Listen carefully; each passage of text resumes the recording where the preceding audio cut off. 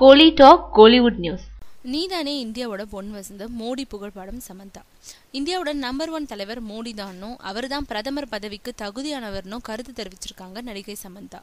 மாஸ்கோவோட காவிரி, பானா காத்தாடி, நானி மற்றும் நீதானே என் பொன் வசந்தம் ஆகிய படங்கள்ல கதாநாயகியா நடிச்சிருக்கவங்க சமந்தா. இப்போ யார் முருகதாஸ் இயக்கத்துல விஜய் ஜோடியா கத்தி படத்துலயும், லிங்குசாமி இயக்கத்துல சூர்யா ஜோடியா அஞ்சான் படத்துலயும் நடிச்சிட்டு வராங்க.